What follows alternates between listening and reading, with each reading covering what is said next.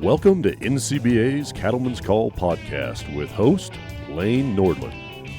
Hello, everyone, and welcome back to the Cattleman's Call podcast. Lane Nordland here with you today. We have a great update. Well, maybe not great, it's not too rosy, but an important update with meteorologist Matt Makens sharing an outlook for the first part of 2025 and moving into spring and summer. But before we get to that conversation with Matt, we're going to be talking with our friends at Farm Credit to learn about the important relationships between producers and their lenders. We're joined with Casey Cook, Senior Relationship Manager at Capital Farm Credit and fourth-generation producer from here in Texas.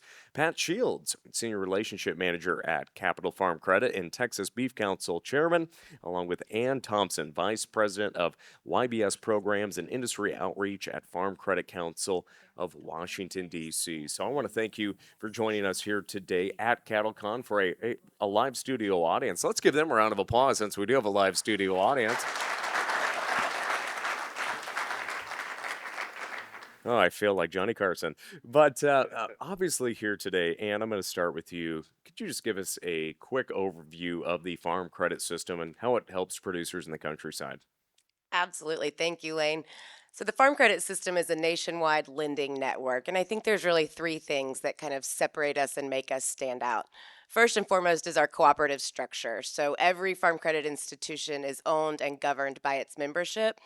And when the institution does well, the member does well. We pay patronage payments in dividends, and that makes us pretty popular at that time of year. In 2023, we paid back farmers $3.3 billion in patronage payments across the system. The second thing I think is our mission. Congress created the Farm Credit System in 1916 with a very specific mission to provide reliable, consistent, and affordable credit to the agriculture industry. And we've been doing that for 108 years. And then thirdly, our industry expertise. Agriculture is what we do and it's all we do. So our folks really know the industry. They know the cyclical nature. They know, you know, in the weeds of the industry and how to best support it. So, Pat, can you just share more what sets you apart from other lenders out there? Well, I was going to say most of the things that Ann did, so I'm just going to have to come up with something right quick. But as you mentioned, a lot of us are producers. We're in agriculture. We're involved locally in our communities. We're involved in trade associations. And we also see the need for knowledgeable ag financing individuals where we can help young people that are just getting into the business all the way up to the major agribusiness and corporations that need agricultural financing. And that's the main thing that sets us apart. And so, Casey, long-term relationships are important in agriculture. How important is it to have that relationship with your lender as well? And how does Farm Credit work to really establish that relationship and foster it, not just when money is needed in financing, but just knowing that they are a resource every single day? It's a great question. So in the farm credit system, as Pat said, we work with young producers all the way to major corporations. Having that lender that will challenge you and that will ask you the hard questions, you're not looking for a yes man or yes person. You're looking for someone that will question the why behind what you're doing. They don't want to run your operation, but they want to make sure that you've thought through it and that you can talk through the reasons of why you're making this change, why you're looking at this opportunity. And you need to connect with that lender. You need to have that relationship where each of you can have a pretty frank conversation. We're in agriculture. We have ups and we have downs. There will be a day where there's going to be a tough conversation between a borrower and a lender. It's going to happen because of the nature of the beast. So make sure you have that connection. Make sure that lender is that trusted advisor in that banking relationship.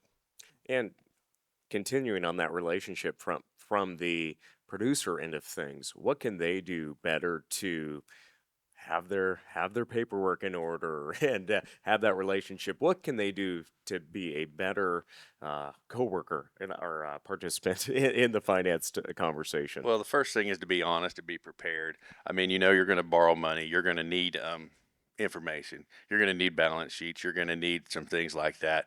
But we'd be glad to walk through those with you. But be honest, keep a good inventory. I mean, it's business. If you've been to these meetings today and you've seen the prices of commodities, the prices of cattle, I mean, we're working a small percentage swing now. It's still lots of dollars. So be prepared, be honest, and it's also on the lender too, to make that relationship so that that customer feels comfortable telling us those things. Because I like to tell a lot of our credit analysts all the time, you really haven't been involved in agriculture if the best steers you ever had on feed didn't lose 300. Your wheat didn't get hailed out as you're greasing up the combine, and a hurricane didn't come and take your cotton out as you're pulling the pickers out into the field. So, I mean, those are all the things that we understand because we've been there, but just be honest and be prepared. And last question for you. What do you want our viewers and listeners to walk away with today and know that Farm Credit is there for them? I think we really value our partnerships and we view ourselves as a partner with the industry, not just a lender. We have a long-standing partnership with NCBA that we're very proud of, support the Young Cattlemen program and a lot of other things. So just that partnership concept.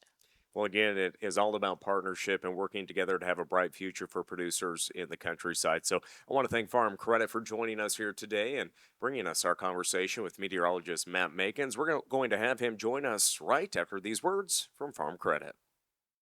These are the farmers and ranchers who help build the America we depend on, and Farm Credit is here for them, supporting rural communities and agriculture with reliable, consistent credit and financial services. In good times and bad, we provide loans to farmers and ranchers, farmer-owned cooperatives, rural home buyers, agribusinesses, and rural infrastructure providers. We help agricultural producers feed the world. Learn more today. Again, a big thank you to our friends at Farm Credit for sponsoring today's conversation with Matt Makens as we look to the weather forecast for 2025 here. Matt, thanks for joining us. My pleasure. Thanks for having me again. I know you've been busy. I know you were up in Canada here recently, and now Over the made your way. weekend, 20, 25 below, and then came to Texas where it's definitely not that cold. Was that Fahrenheit or Celsius? That was in Celsius Yeah. at this point. Yeah. We got to flip those around. We Yeah. don't want to.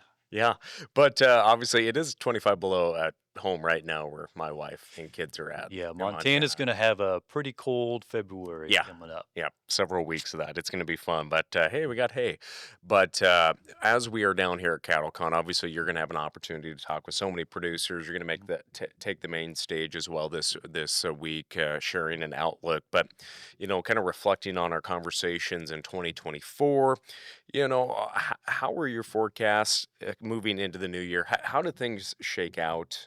And what are your thoughts now as we move into a time when folks are calving in much of the nation? We're later in the spring, but a lot of seed stock guys are definitely calving across the West.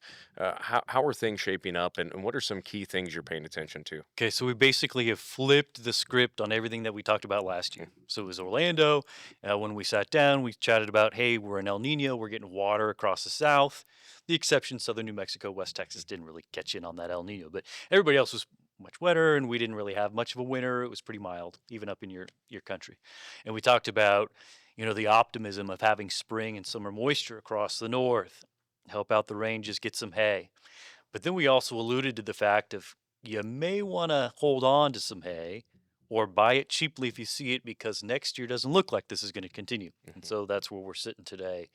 And La Nina kind of got established somewhat in November, more truly in December, and we're now January into February, and she's the one in control. She's the one that's sending you all the cold. She's going to continue to send cold impacts on calvers across the northern states, potentially as far south as Oklahoma as of this recording. There may be some colder air mid-February, again mid-March to watch out for.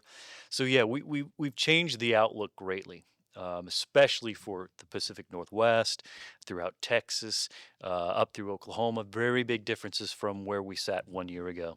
So what are you thinking? Obviously, you said it's going to be pretty cold in those northern tier states, especially in the PNW through February. Is that going to extend beyond there? Are we going to get more moisture in the form of snow, or is it just going to be cold? Okay, take the northwestern kind of quarter of the country, so Colorado up to Montana and then everybody west. The potential is there to keep things cold. February, especially for Montana, especially on the plains, cold. As you get into March, some of that will kind of dissipate farther away from Nebraska, farther away from the Dakotas, start to retreat up north. And once we pass, I already kind of mentioned the mid-March chance. Going beyond that mid-March chance, a lot of that cold has really dissipated. Moisture-wise coming through with it, yeah, you're getting snows. The northern Rockies will get some snow. That's promising. But the plains, a lot of grassland, you're not going to have a lot of snowfall based on the textbook. I mean, it's going to snow. It's not like it's not, but Yep. you may be wanting more snow. So we definitely still have parts of the nation that are in severe drought. Is there any form of more moisture coming to, say, the eastern part, southeastern United States that could be a little droughty here this year?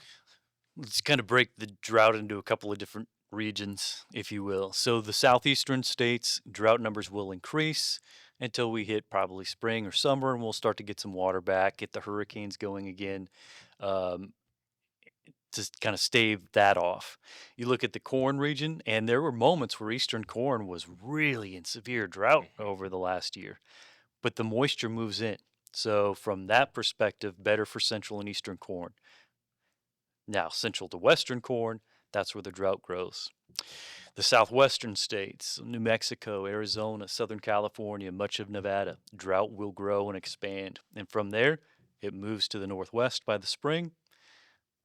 The drought you have in eastern Montana, it goes up into the Canadian prairies by late this spring. So we're going to see it kind of migrating around.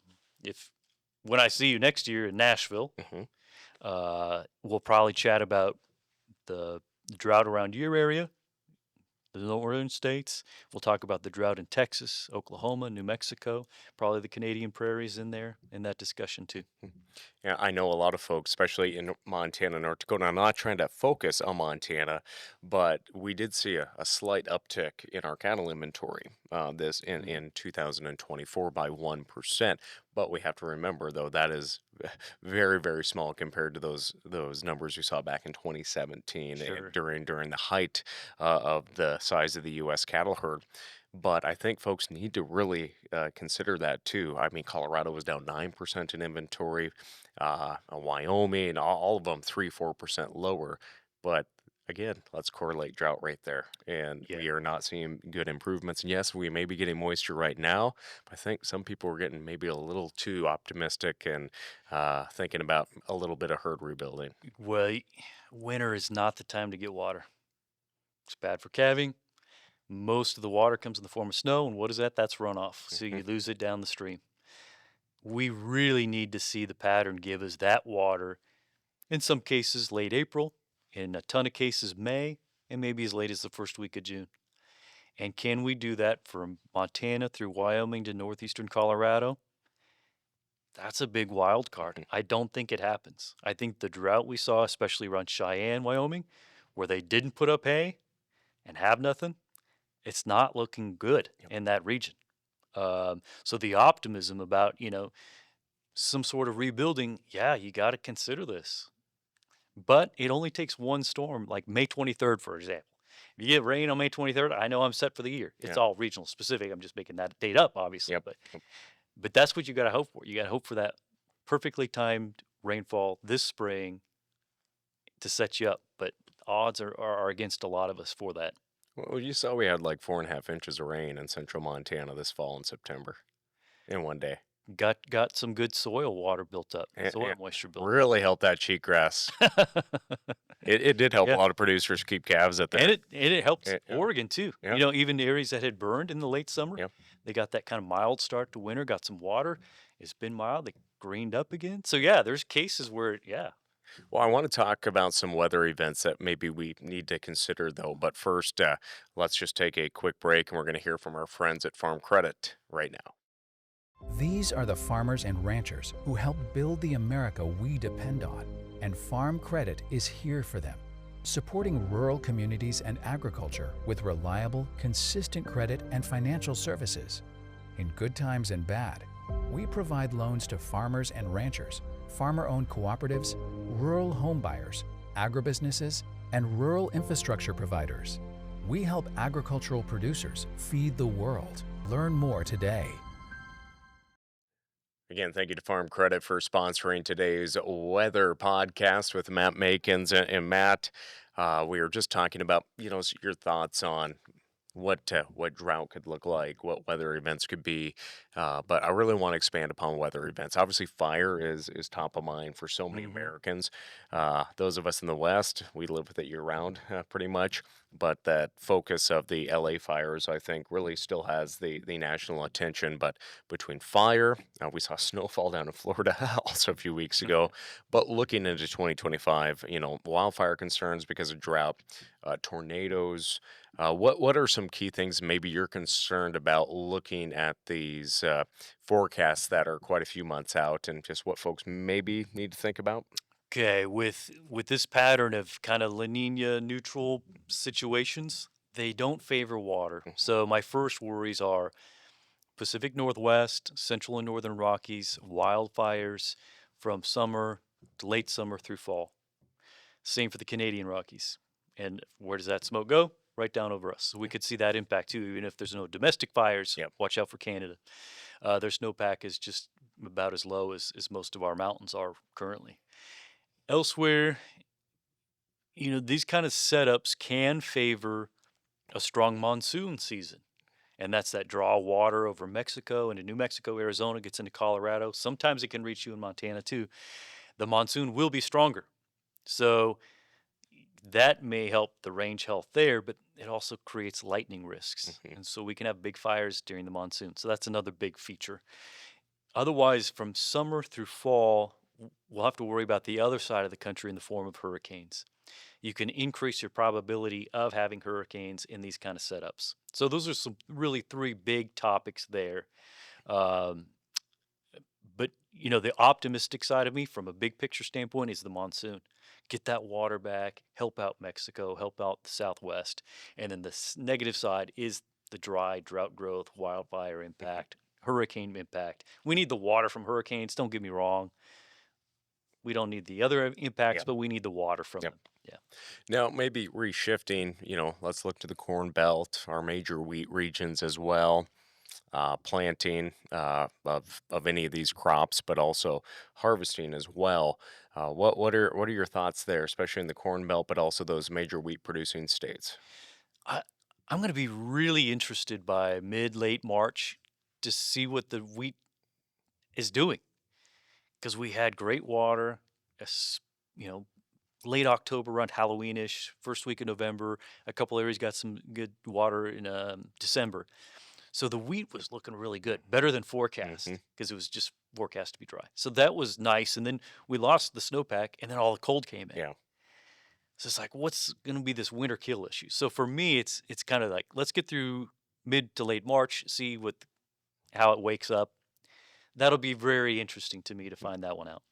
For corn, it's been so dry for the winter. And the price has just been great for corn too, for those farmers. Not complaining for the cattle guys, but for the farmers. And there's already some volatility because we're hearing out of South America, like, are they going to be able to plant the second crop, all that kind of stuff. There's going to be some wild rides that you'll be reporting on. And I look forward to your Instagram reels, and you keep me posted there. But the winter months you can get snow in corn region, but to me, it's like that water is not helping the corn. The corn's 6 months down the road. We really got to get that spring moisture after plant, because obviously we got to get in the field first. Central and eastern corn, I think, does pretty well weather-wise throughout the season. Central, western corn, it gets in the ground probably okay, but we hit a period, whether it be June or the first half of July, pretty critical time for corn, and we're going to say, wow, it really dried out on us too quickly. So corn crop is half and half. Wheat is all in kind of one basket, and we'll see what this winter kill issue could be. Well, let's hope we can get a dryland hay crop up too. That's always concerned about that. That's true. That's a good point there too. Yep. So as we look at this too, I do want to maybe talk about just the technology that you do use, and maybe how is artificial intelligence playing into forecasting right now? Well, actually, I'm not real. That is true. Matt created me in his basement office, and I'm just the robotics. Exactly. Yeah, the robotics side of it. The the buzzwords are AI and machine learning. AI to me is nothing more than a computer speeding up the process. And we've done that in weather for decades. We need it to help us collect all our data, use all the data, interpret all the data. But what's exciting about it now is we can, even though the process has always been there, but even the processes that create all these forecasts for NCBA or CattleFax, whoever it is, we can process that data faster, but we also have the ability to, in a timely way, go back and look at past forecasts and pick out maybe the biases there or what worked out well those years and tie that in. So you take history, improve history. So there's that side of it that can produce really accurate forecasts just using history alone or past forecasts alone. And in the modeling world, the AI stuff has not really moved there yet. It is for like what's on your phone. So like the next 15 days, AI is helping those. And I don't like what's on my phone. It's never right. You did shatter it earlier. Right. So. Yes. Yeah. But in the long ranges, like from a seasonal ag perspective, there's some AI products there. They're just not up to the skill yet. So we'll continue working on that. Yeah. I know it's a busy time here at CattleCon for you, but I guess what are some last tips for producers, no matter where they're at here in the United States, about what they should maybe be thinking about, looking for, maybe preparing for? I've already chatted with several folks from the Pacific Northwest. The last year, got some good water, but there was also the wildfire issue, but there was optimism because things were growing. And to them, it's like, you're going to get water this winter, early this spring, but watch out for the summer and fall. If you have good stuff, save it. For most feedlot areas, feeder areas, it really comes down to, I'm not screaming a hot summer, but I am saying dry. So that's a takeaway. I'm like, when you get your water, save every bit of it you can. Hopefully it's well timed. Because my worry is it may not be frequent enough. It's not going to be well timed. Those kind of issues. Yeah. But those are kind of the two biggest takeaways from the beef sector. Well, we got a long way to go. We do.